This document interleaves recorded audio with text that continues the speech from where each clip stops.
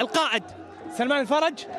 سلمان، ألف مبروك، 3 نقاط مهمة، ضغط مباريات رهيب، إلا أن في كل مباراة قاعدين نشوف الهلال يقدم صورة فنية بأعلى مستوى. أول شيء بسم الله الرحمن الرحيم، الله يبارك فيك، ألف مبروك لجمهورنا. هذه أهم مباراة لنا، تعطينا الثقة والاستمرار في الدوري. هذه أهم مباراة اللي اليوم إذا فزنا فيها عندنا أمل في الدوري. كرة قدم ما فيها مستحيل، فيها صعب. اليوم كانت مباراة صعبة، أهم مباراة عشان تعطيك مجال أنك تنافس على الدوري. لو خسرتها انتهى موضوع الدوري لك ولأي منافس مع الاتحاد. لكن اليوم اللهم لك الحمد والشكر، تركيز عالي، مستوى، قاعدين نمشي في ثقة عالية ومستوى كبير قاعدين نقدمه في الملعب. الفريق كله مجموعة كاملة، ما تحصل لاعب أو لاعبين في غير مستواهم، الكل في مستواهم، اللهم لك الحمد والشكر. منظومة كاملة. يعني دياز يشكر على التغيير النفسي، على إراحة اللاعبين في الملعب. أعطى الثقة لعيبة كانت شوي خارج الحسبة في الفترة السابقة، لكن اللهم لك الحمد والشكر كانوا عند الثقة لما رجعهم الملعب. وأي أحد يلعب قاعد تشوفون أنا بيريرا تغيير كأنه أي أحد تحصلون في نفس المستوى. واليوم 3 نقاط مهمة لنا، لجمهورنا، لإدارتنا، لمشوارنا في الدوري. دياز اللي غير أكثر نفسي. سلمان، شاهدنا الفريق الآن لعيبة ما كانوا متواجدين، عمل كبير لهذه المنظومة بعض اللاعبين. شوف للأمانة أنا ما أبغى أقلل من المدرب السابق، مدرب كبير، لكن في أشياء بسيطة ممكن تربط كذا لاعب في الملعب. اليوم جاء دياز فك هذه الأشياء عن بعض اللاعبين. شفت المستوى كيف مختلف، شفت الثقة كيف، شفت الهجمات المتعددة، الأهداف كيف تتسجل، يعني بطريقة مرة كويسة. الفريق قاعد يمشي في الطريق الصح. لما تتكلم يمشي بطريق صح، تفوز على الشباب، تفوز على النصر مباراتين، على الاتحاد، عمل كبير. هذا هو، ضغط كبير. هذا هو. احنا قاعدين نفوز مش على فرق أقل، احترامي للجميع، لكن في الفرق اللي في الترتيب الأول في الأخير، لكن احنا قاعدين نفوز على الأول وعلى الثاني وعلى الثالث، لأن عندنا طموح من رجعنا من كأس العالم إنه إحنا ننافس في الدوري. وهذه هي المباراة اللي تعطي أي شخص يتابع هذا الدوري إنه الهلال قاعد يستمر الآن نقدر نقول في الدوري. الآن لما أنا أفوز على الاتحاد المتصدر فرق 14 نقطة أو 13 نقطة، فأنا منافس حقيقي في الدوري. لما أنا أخسر انتهى الموضوع. ارتحتوا شوي؟ إحنا مرتاحين، لكن إحنا جوا الغرفة تكلمنا وتكلمت معاهم انه هذه المباراة اذا احنا نبغى دوري لازم ناخذ 3 نقاط باي شكل من الاشكال.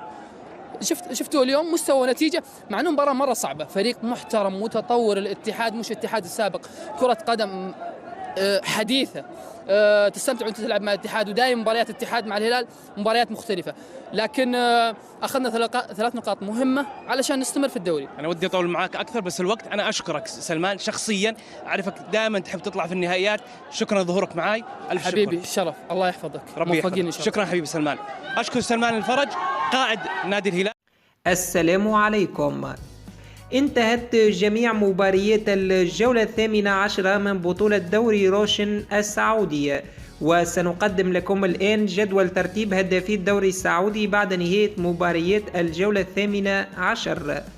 في المركز الأول تاليسكا لاعب النصر برصيد 13 هدفا. في المركز الثاني كارلوس أبريليو لاعب الشباب برصيد 12 هدفا. في المركز الثالث عبد الرزاق حمد الله لاعب الاتحاد برصيد 11 هدفا. في المركز الرابع 3 لاعبين برصيد 8 أهداف لكل منهم، وهم كريستيانو رونالدو لاعب النصر، فراس البريكان لاعب الفتح، وأودين إيغالو لاعب الهلال. في المركز الخامس كريستيان جوانكا لاعب الشباب برصيد 7 أهداف. في المركز السادس 3 لاعبين برصيد 6 أهداف لكل منهم، وهم أنتوني نواكيمي لاعب الفيحاء، أمير سعيود لاعب الطائي، ويوسف الشمري لاعب الباطن. في المركز السابع 9 لاعبين برصيد 5 أهداف لكل منهم، وهم الفارو ميدران لاعب التعاون، جايمي بينزا لاعب الطائي، العربي هلال السوداني لاعب ضمك، جوليو تافاريز لاعب الرائد، محمد فوزير لاعب الرائد، رومارينيو لاعب الاتحاد، صالح الجمعان لاعب أبها، سعد بقير لاعب أبها، سوكول سيكاليشي لاعب الخليج، وسانتي مينا لاعب الشباب. نتائج وترتيب دوري روشن السعودي، حيث أقيم اليوم في بطولة الدوري 4 مباريات. الشباب والفيحاء وانتهت بفوز الشباب، الاتحاد والنصر وانتهت بفوز الاتحاد بهدف مقابل لا شيء، الاتفاق والوحدة وانتهت بالتعادل الإيجابي، الباطن والخليج وانتهت بفوز الباطن بهدف مقابل لا شيء. وبعد انتهاء مباريات اليوم أصبح ترتيب الدوري كالتالي: الاتحاد في المركز الأول برصيد 47 نقطة، النصر في المركز الثاني برصيد 46 نقطة، الشباب في المركز الثالث برصيد 43 نقطة، التعاون في المركز الرابع برصيد 34 نقطة، الهلال في المركز الخامس برصيد 33 نقطة، الفتح في المركز السادس برصيد 31 نقطة، الطائي في المركز السابع برصيد 25 نقطة، الاتفاق في المركز الثامن برصيد 23 نقطة.